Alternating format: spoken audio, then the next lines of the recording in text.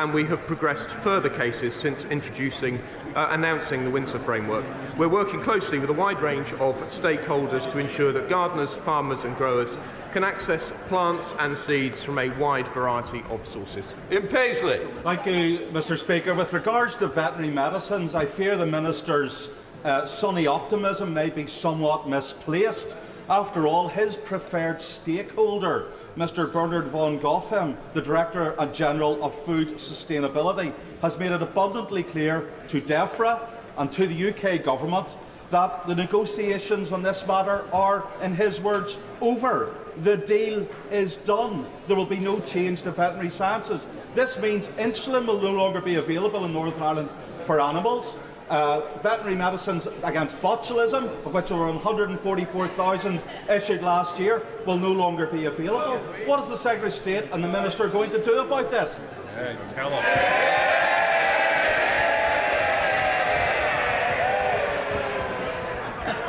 Mr Speaker, the honourable gentleman has presented me with information about which I was not aware beforehand. Certainly happy to look at what's been said. But what I would say to him is that the Prime Minister, my right honourable friend the Prime Minister, did the deal which no one said could be done. That has transformed the relationship with the European Union, and I am confident, therefore, that we will be able to deliver a deal on veterinary medicines. But as we sometimes say, I don't recognise the information he's presented. It's new to me, and I shall be glad to look at it, but we will certainly have to deliver a deal. Teresa Willis. The Ulster Farmers Union estimate that 1,700 veterinary medicines could be withdrawn from the market in Northern Ireland unless the Windsor framework is fixed. Can I urge the Minister to do that? Certainly, Mr Speaker, my right honourable friend makes her point with great clarity. Of course, making it on occasions such as this, it has been widely heard by a wide range of ministers, and I am confident we will be able to redouble efforts to deliver what we need on veterinary medicines. Can I welcome everybody back to Prime Minister's questions? Louis French. Question number 1, please, Mr Speaker. Mr Speaker, I'd like to start by congratulating Serena Wiegman and the Lionesses for their fantastic performance at the World Cup. We are all incredibly proud of them. Mr Speaker, I also know the whole House will want to join me in sending condolences to the family, friends and colleagues of Sergeant Graham Saville. It is a testament to his bravery that he died in the line of duty, and a terrible reminder of the work the police do every day to keep us safe. Mr Speaker, this morning I had meetings with ministerial colleagues and others. In addition to my duties in this House, I shall have further such meetings later today. Louis French. Thank you, Mr Speaker. The Labour Party used to claim that it represents working-class people. But Labour's ULEZ expansion to Greater London will now hammer millions of working people with bills of £12.50 per day or £4,500 per year. Does the Prime Minister agree with me that it's unacceptable for Londoners and those in surrounding counties to face this regressive and unacceptable tax, and will he do everything that he can to help working people? Well, Mr Speaker, I agree with my honourable friend. It is disappointing that last week the Labour leader allowed the Labour mayor to introduce ULEZ, charging hard-working people £12.50 every time they start their car, adding to their burden of the cost of living. All I can say, Mr Speaker, is while we focus on helping hard-working families, all he does is punish them. We now come to the Leader of the Opposition, Keir Starmer. Thank you, Mr Speaker. Can I join the Prime Minister in congratulating the Lionesses and his comments about Sergeant Saville? I think we all speak for the whole House when we speak on that subject. I'd also like to extend the warmest welcome to our new Labour member for Selby and Ainsty. He's already made history for the Labour Party by overturning the largest Tory majority ever in a by-election. And I'd also welcome the honourable members for Uxbridge and South Ruislip, Somerton and Frome. Mr Speaker, the roof of Singlewell Primary School in Gravesend collapsed in May 2018. Thankfully, it happened at the weekend and no children were injured. The concrete ceiling was deemed dangerous and liable to collapse, and everyone knew the problem existed in other schools. Yet the Prime Minister decided to halve the budget for school maintenance just a couple of years later. Does he agree with his Education Secretary that he should be thanked for doing a good job. Mr. Speaker, I know how concerned parents, children and teachers are, and I want to start by assuring them that the government is doing everything it can to fix this quickly and minimise the disruption to children's education. We make no apology for acting decisively in the face of new information. And let me provide the House with an update on where we are. Of the 22,000 schools in England, the vast majority won't be affected. In fact, in 2/3 of inspections of suspected schools, Raac is not actually present. And to tackle the 1% of schools that have been affected so far, the 1%, we are assigning each of those schools a dedicated caseworker and providing extra funding to fix the problem. In the majority of cases, children will attend school as normal, and the mitigations take typically just days or weeks to complete. We will do everything we can to help parents, support teachers, and get children back to normal school life as quickly as possible. Keir Starmer. Well, Mr. Speaker, Wood Green Academy in Sandwell was on Labour's building list in 2010. They scrapped it, and now children there are in a crumbling school. The head of the National Audit Office accuses him of taking a sticking plaster approach. The NAO report says he cut £869 million. The person who ran the Department for Education says he is personally responsible. Now, on Monday, he leapt to his own defence, saying it's utterly wrong to blame him. So why does literally everyone else say it's his fault? Mr. Speaker, the professional advice from the technical experts on Raac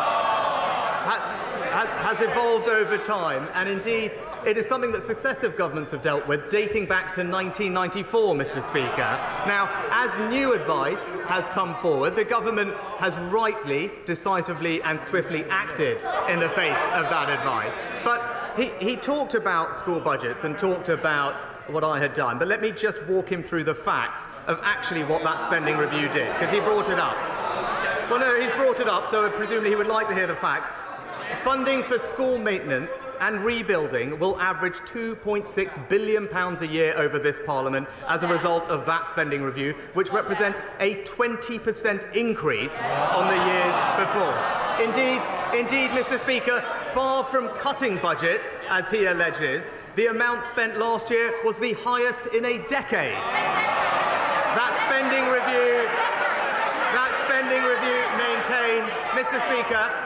Speaker, that spending review maintained the school rebuilding programme, delivering 500 schools over a decade, a pace completely consistent with what had happened previously. And, Mr. Speaker, it is worth pointing out that during the parliamentary debates on that spending review, the Labour Party and him did not raise the issue of Raac one single time. So before he jumps on the next political bandwagon, he should get his facts straight.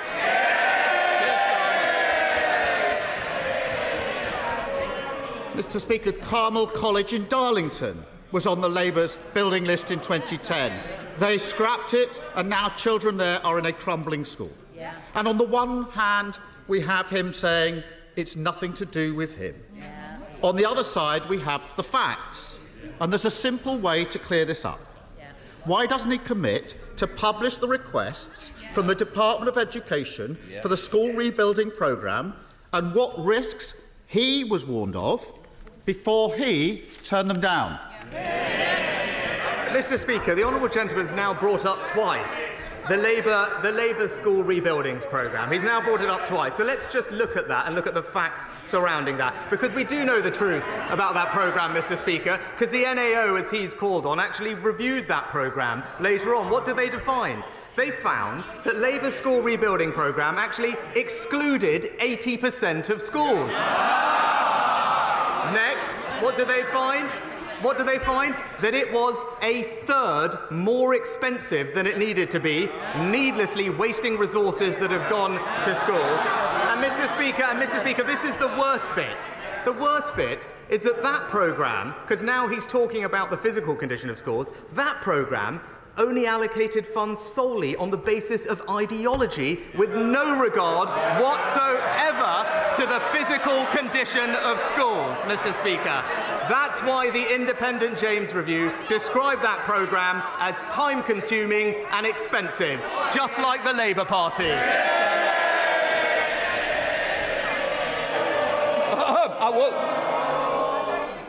We don't want to start off with somebody leaving so early, because that's what's going to happen. Keir Starmer.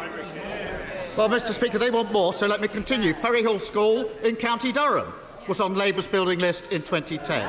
They scrapped it, and now children there are in a crumbling school. The truth is, this crisis is the inevitable result of 13 years of cutting corners, botched jobs, sticking plaster politics. It's the sort of thing you expect from cowboy builders, saying that everyone else is wrong, everyone else is to blame, protesting that they've done an effing good job, even if the ceiling falls in. The difference, Mr. Speaker, is that in this case, the cowboys are running the country. Isn't he ashamed that after 13 years of Tory government, children are cowering under steel supports, stopping their classroom roof falling in? No more. Just seriously, I will calm down. First session, I understand people are excited to be back at school, but we expect better behaviour. Prime Minister. Well, Mr. Speaker, this is exactly the kind of political opportunism that we've come to expect from Captain Hindsight over here. Before today, he's never once raised this issue with me across this dispatch box. It wasn't even worthy of a single... It's the same for this side as well.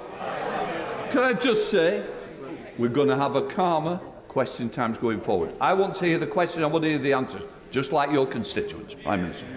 Mr. Speaker, before today, he never once raised this issue with me in Parliament. It wasn't even worthy of a single mention in his so-called landmark speech on education this summer.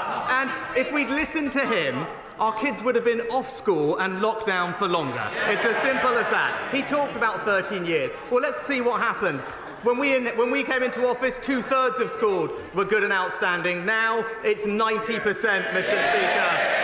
We introduced the pupil premium to get more funding to the most disadvantaged pupils, Mr. Speaker. Today, they are 75% more likely to go to university. And as a result of our reforms, we now have the best readers in the Western world, Mr. Speaker.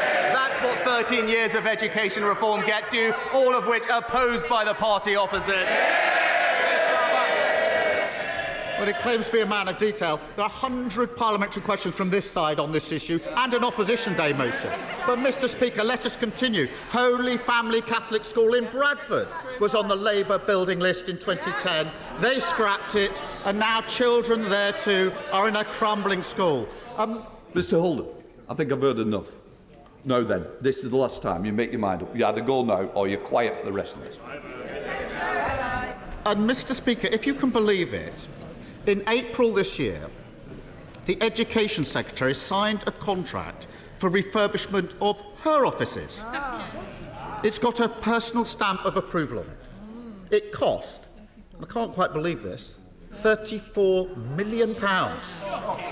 Can he explain to parents whose children aren't at school this week why he thinks a blank cheque for his Tory minister's office is better use of taxpayers' money than stopping schools collapsing? Well, Mr. Speaker, what I'd say to parents is, in the receipt of new information, we have acted decisively to ensure the safety of children and minimise disruption to education, as we have laid out and communicated extensively. That is the right thing to do. And I would also gently point out to him, Mr. Speaker, whilst the Department for Education started this process 18 months ago in spring of last year, as far as I can tell, in Labour-run Wales, they still don't know which schools are affected. Mr. Speaker. But again, he brought up this issue of funding, Mr. Speaker. And again, let's look back to what happened in that spending review. Because in that spending review, I increased the Department for Education's capital budget by 25% to a record £7 billion, Mr. Speaker. It tripled the amount that we spend on children with special education needs and disabilities. It improved the condition of the overlooked FE estate, and it set the course for per-pupil funding to be the highest ever. But it also, Mr. Speaker, crucially, invested £5 billion to help our pupils recover the lost learning from COVID. £5 billion, Mr. Speaker, and he might remember that because we wanted pupils learning, he wanted longer lockdowns. Keir Starmer. I think he just doesn't get how this "it's all fine out there" is so at odds with the lived experience of millions of working people across this country. And Mr. Speaker, let's go on. This is a long list. At least 6 schools in Essex were on Labour's building list in 2010. They scrapped them, and now children there are in crumbling schools. What he won't admit is the reason he cut these budgets, ignored the warnings, is quite simple.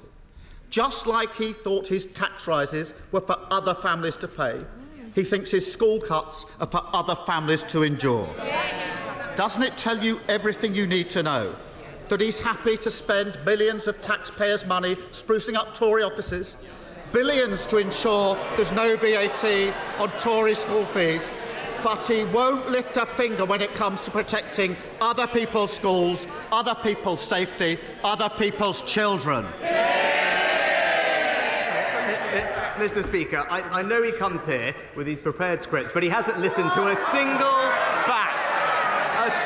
fact of 6 questions about the record amounts of funding going into schools, about the incredible reforms to education impacting the most disadvantaged children in our society, a record that we're rightly proud of. And yes, of course we can name the schools. That's because we are reacting to information and publishing that information, Mr. Speaker, so we know where the issues are, something that we're still waiting for by the Welsh Government in Wales. But Mr. Speaker, of course he wants to try and score political points of something that we are dealing with in the right and responsible way. But I do note that he has not mentioned a single other thing that has happened since we last met across these dispatch boxes, Mr. Speaker. He talked about hard-working families across Britain, but what's happened? Energy bills, down, Mr. Speaker. What's happened to inflation? Down, Mr. Speaker. What's happened to small boat crossings? Down, Mr. Speaker. And when it comes, Mr. Speaker, and when it comes to economic growth, what's happened? It's gone up, Mr. Speaker. He tried time and time again to talk down the British economy, but people weren't listening, thankfully. His entire economic narrative has been demolished, and the Conservatives are getting on delivering for Britain.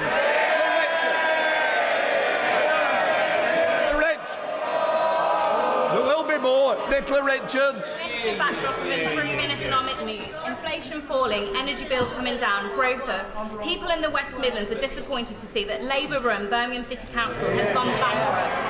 As a Sandwell resident and a West Bromwich MP, I'm no stranger to Labour incompetence. Does the Prime Minister agree that Labour have demonstrated yet again that they always run out of other people's money?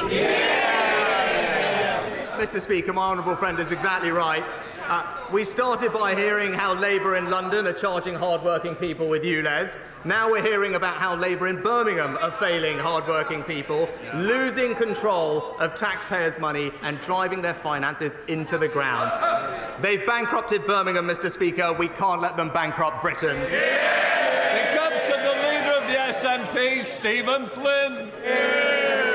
Mr. Speaker, the public needs no reminding that today marks a year since the Prime Minister's predecessor took office. And upon her speedy departure, they will have thought that things were going to get better.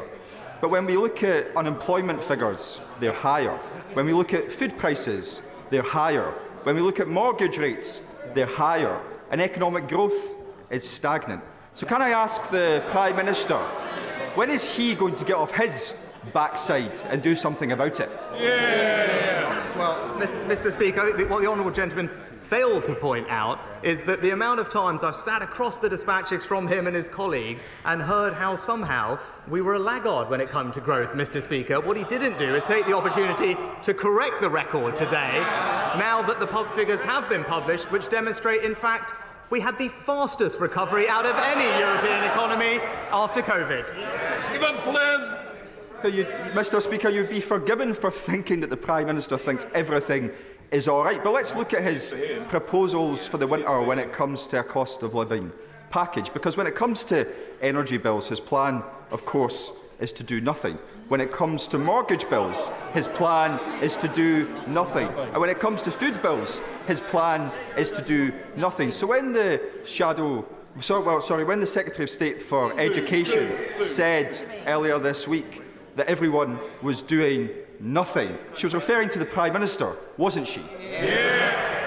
Mr. Speaker, I think is a little bit out of practice, because when it comes to energy bills, what we have done is pay for around half of a typical family's energy bill over the past year. Support worth £1,500, Mr. Speaker, benefiting families in Scotland. He asks about mortgages, Mr. Speaker. The Chancellor's Mortgage Charter covers 90% of the mortgage market and ensures that a typical mortgage holder can save hundreds of pounds a month when it comes to their mortgage refinancing. And when he talked about energy, thanks to the actions of this government, we are supporting the hundreds of thousands of jobs in the Scottish oil and gas industry, securing this country's energy supply, something that he opposes. I will always do what's right for the people of Scotland, Mr. Speaker, and it's time the SNP did the same. Thank you, Mr. Speaker. I was delighted when the Prime Minister last year said that on his watch we would not lose swathes of farmland to solar applications, instead rightly arguing for solar to be installed on rooftops. Yet my constituency sees a constant flow of planning applications for solar farms and battery storage plants on food-producing land. So can I ask my right honourable friend, when will his pledge become a reality? Yeah, quite right.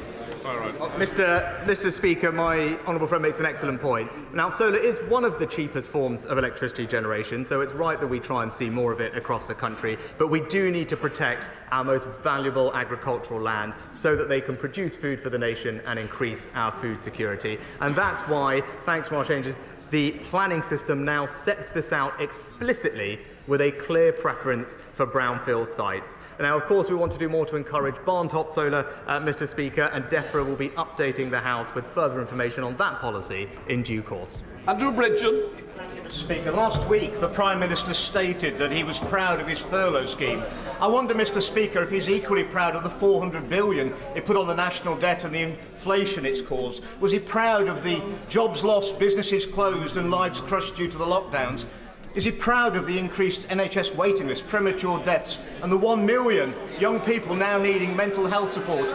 And finally, Mr. Speaker, is he proud of the excess deaths affecting every one of our constituencies that nobody wants to talk about?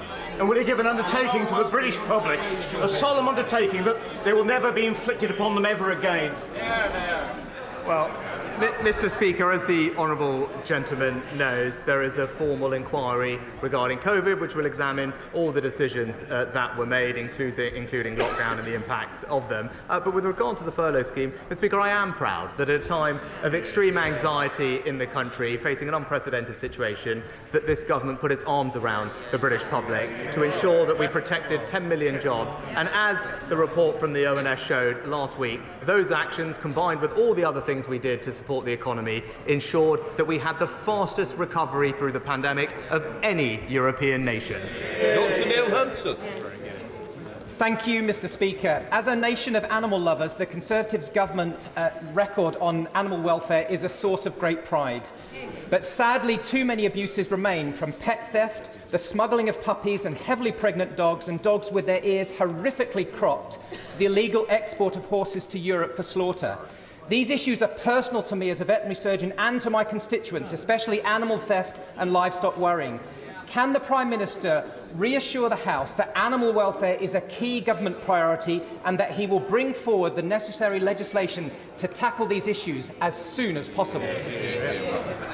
Mr. Speaker, can I thank my honourable friend for both raising this issue but also his work and expertise in the area. I'm proud that thanks to the actions that previous governments have taken with regard to things like cat microchipping, the ivory ban, or indeed raising the maximum sentence for animal cruelty to 5 years, we are now the highest ranked G7 nation when it comes to World Animal Protection Index. But we are determined to go even further and deliver on our manifesto commitments individually during the remainder of this Parliament. Rachel Hopkins. Thank you, Mr Speaker. The Prime Minister has said he'll lead a government of honesty, accountability and integrity. So can the Prime Minister explain how he was found to have breached the Code of Conduct, this time for failing to declare his wife's shares in a childcare agency which received a monetary boost from measures in his budget? Mr Speaker, if the Honourable Lady reads the full transcript and the full findings, she will see a detailed explanation of what happened, which the Commissioner described as a minor and inadvertent breach. But given that at the time I was not aware of the policy that was being discussed with me and corrected it later on and could have corrected it with slightly different language, she'll also know that I'm not the only person across these dispatch boxes that has had the same thing happen to them. John Penrose. Mr Speaker, can I interest the Prime Minister in proposals from the Carbon Competitiveness Commission, which I chair, which would deliver net zero cheaply and without deindustrialising our economy? It would help British manufacturers placing imports from countries with lower energy costs, make our exports more competitive everywhere and cut fuel duty here at home. We have strong backing from Britain's heavy industries, cross-party support from the excellent member from Aberavon, who I see is also on the order paper. So would the Prime Minister consider adding his name to our list of supporters as well? Well, I'm grateful to my honourable friend and the Commission for Carbon Competitiveness for the report that he's worked on and highlighted. The government is absolutely committed to putting in place the necessary policies for UK industry to decarbonise successfully. As he'll be aware, government recently consulted on addressing carbon leakage in particular with a range of potential options. We're in the process of considering those responses and will issue a formal response in due case. Claire Anderson. Thank you, Mr Speaker.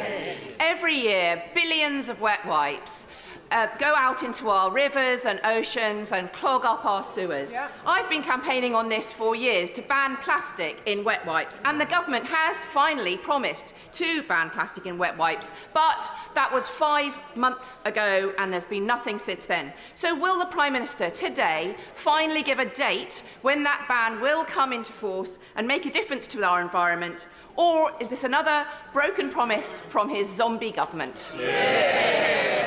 Speaker, in the comprehensive plan for water that was published by the Environment Secretary in April, we did confirm our intention to ban wet wipes containing plastic, subject, of course, as is legally proper, subject to a public consultation. That consultation will be launched in the coming months in autumn of this year, and I know ministers will keep the House updated on progress. Craig McKinley. I'd like to offer some assistance on the small boats issue.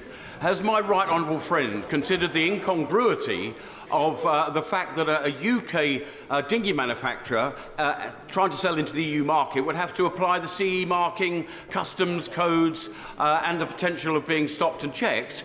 And similar applies perversely when a simple thing like GB to NI trade. But none of this applies, seemingly, when these huge, supersized, dangerous, cut-and-shut dinghies are taken in from Turkey across the EU border into Bulgaria and Greece. Is he as confused as I am by the EU's double standards on this matter? Well, my honourable friend is absolutely right that we must do all we can to stop the boats and tackle illegal migration. And we know that the export of small boats across parts of the European continent is a vital element of the smuggling gang's tactics. And that's why, specifically, we are stepping up joint operations with Turkey, Mr Speaker. And I raised this with the President when we spoke, so that we can tackle organised immigration crime and specifically disrupt the supply chain of boat parts that are used for these dangerous crossings. And I will continue to keep him updated on our progress. Luke Pollard. Thank you, Mr Speaker. 2 years ago in Plymouth, we lost 5 people in the worst mass shooting the country has seen for a decade. The government has finally consulted on firearms reform, but after pressure from shooting groups, even these sensible measures looks like they could be watered down. So will the Prime Minister bow down to lobbyists from the shooting industry, or will he stand with the grieving families and those in Plymouth who want to see no other tragedy like this ever happen again with stronger gun laws? Well, Mr Speaker, I know how important this issue is to the honourable gentleman following the horrific shooting in his constituency, and my thoughts are with the family of all those who were killed. He will know that firearms are subject to stringent controls, and rightly so, but those controls are kept under constant review. For example, we've taken action to improve information sharing between GPs and the police to make sure that people are not given access to firearms without their medical conditions being checked, and the statutory guidance for chief officers of police have been improving so that how people apply for firearms is assessed properly, including checks on social media. With regard to the matter that he specifically raises, the Home Office is in the process of considering responses to that consultation and will respond in due course. Stephen Metcalfe. Thank you, Mr Speaker. Later today, Mr Speaker, I'm bringing forward a 10-minute rule bill to include the provision of automated external defibrillators in all new housing developments of 10 dwellings or more. Will my right honourable friend therefore support this provision and ask his relevant Cabinet colleagues to engage with me on to ensure these life-saving pieces of equipment can become commonplace where they can have the most impact close to people's homes? Well, Mr Speaker, my honourable friend is right to highlight the importance of these life-saving devices, and that's why the National Planning Policy Framework already expects planning policies and decisions to promote public safety, but it's also why recently the government launched a £1 million fund which will place around 1,000 new defibrillators in communities across England to help improve equality of access to these life-saving devices. Andy MacDonald. In 2019, Outwood Academy's Riverside Free School application in Middlesbrough was approved, with its first Year 7 intake arriving the following year. And that has happened every year since, but there's still no new building. I've had no response to my request for a meeting with the Secretary of State, but that original intake are destined to spend their entire secondary education in various temporary adapted premises. Mr Speaker, with pupils being shunted around old buildings, talk of levelling up and addressing the GCSE attainment gap rings hollow. So can the Prime Minister and his Education Secretary get off their derrieres and sort this out? Well, Mr Speaker, I'm happy to ensure that the honourable gentleman gets an answer to the specific question he raised on the school, but more generally, I'm proud of what the government's doing in Teesside and the Tees Valley to support education, with the recent announcement of new sixth forms, but also as an education improvement area, receiving extra funding and resources, and that's why we've seen standards in reading and maths increase considerably, and we're determined to keep going. Priti Patel. Speaker, the Prime Minister is aware of how the Raac issue has really affected schools in Essex. We've got a high number of schools that have been impacted, and he's rightly said today that the government's doing everything it can to get children back to school. Can he try to commit, and I know there's a debate later on today, to fully funding both the capital and revenue costs that are associated with getting children back into school? And I would hope that he would commit to meeting the leader of Essex County Council, because they are pioneering some great reforms right now where they're looking to support, maintain schools, as well as academy trusts. And I think actually the government could get some good insights in terms of how we can get children back to school fast, and also look at the funding model for this. Can I first of all start by thanking my right honourable friend for the engagement constructively that she's had with the department, and indeed pay tribute to her school leaders and local authority for everything that they are doing. I am happy to give her the reassurance, as the Chancellor already said, new funding will be provided to schools to deal with this issue, but also to ensure that we can get through this as quickly as possible for her constituents and parents, and indeed everyone's. DFE are in the process of increasing the number of dedicated caseworkers from 50 to 80. We have 35 project directors regionally on the ground to support, and we've increased the number of survey firms by more than double, Mr Speaker, so that we can rapidly, over the next few weeks, fully assess all the relevant schools and have a mitigation plan in place. Stephen Kinnock. Thank you, Mr Speaker. Steelworkers in my Aberavon constituency have watched in frustration as other governments have pumped investment into decarbonisation, whilst successive Tory governments have sat on their hands.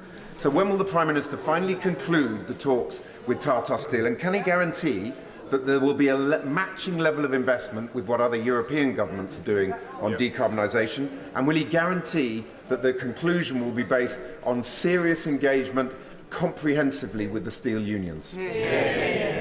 Well, Mr Speaker, steel is absolutely vital to the UK. This is something that, of course, is of interest to the honourable gentleman, but something that I've also discussed extensively with my honourable friend from Scunthorpe, and that's because the industry supports local jobs and economic growth. Now, conversations with specific companies like Tata are ongoing, but they are understandably commercially sensitive. But we do share the ambition of securing a decarbonised, sustainable and competitive future for the industry in this country. And in the meantime, we are supporting the sector, Mr Speaker, with our energy industries exemption, which provides discounted energy bills, and the Industrial Energy Transformation Fund, which supports steel companies with their energy bills and the transition through capital to a greener future. Mark Fletcher. Thank you, Mr Speaker. 2 weeks ago, the government announced that the Bolsover School's bid for a sixth form in my constituency has been successful. 52% of school leavers at 16 years old across the country go on to a sixth form. But in Bolsover, it's 23%, in Clown, 22%, and in Shirebrook, it's 7%. So will the Prime Minister join me in thanking the Redhill Academy Trust, Matthew Hall, the head teacher of Bolsover School, and all of those who have helped to bring a sixth form to Bolsover? Well, can I congratulate Redhill and everyone involved with the successful bid for the new sixth form in Bolsover. I'm delighted that the bid was successful because my honourable friend, I know, shares my desire to ensure a world-class education for every single one of our young people across the country, because that is the best way to provide them with the opportunity for a better life, and this new programme of sixth forms will deliver that in his constituency and many others across the nation. Ian Mans. Very grateful, Mr Speaker. Mr Speaker, the North East has been underfunded in terms of transport investment for decades. HS2, meant to be an economic development and connectivity lifeline, now not coming anywhere near. And the A1 Northumberland dualling decision delayed yet again, and our regional rail services still running on outdated infrastructure and rolling stock. With all that in mind, will the Prime Minister commit to funding to reopen the Leamside line from Gateshead to County Durham to take pressure off the East Coast Main Line and aid economic well-being movement of passengers and freight services in the north east of England, or is levelling up just a rhetoric? Well, Mr Speaker, what I would say to the honourable gentleman, obviously it wouldn't be right for me to comment on specific projects, but to give him a sense of our commitment, what I can tell him is that in real terms, since 2010, we have spent over a third more in central capital investment in northern transport every single year since 2010 compared to Labour's last 6 years in government, Mr Speaker. That's what we're doing for northern transportation, and specifically when it comes to reopening and restoring railway lines, where was the first one we did? From Ashington to Blythe. Limrag. Yeah, I have a cheerful question that I know my right honourable friend the Prime Minister will find impossible to resist, because he will be aware of the work I've been doing with the Number 10's UK Ambassador for Mental Health, Dr Alex George, to establish early intervention mental health hubs across the country. Now, we've got the pilot, which seems lost somewhere between the Treasury and the Department of Health, but I know he'll sort that problem out. But I wonder if he will be able to meet with Dr Alex George and myself to discuss it further, because these hubs will make a massive difference to constituencies across the country, because we all know the problems with CAMS and the perverse situation where children and young people have to get progressively worse before they get the treatment they need. I know he'll be very supportive of this one, Mr Speaker. Well, Mr Speaker, I know my honourable friend is rightly a passionate advocate for improving mental health support for young people, something that I know we are doing, and I'm proud of our record, particularly increasing the number of mental health support teams that work with schools and expanding community services. I know DHSE is looking at the role that early support hubs might play in this plan, but I'm very happy to meet my honourable friend personally to discuss how we can push this through. Mary Glynn.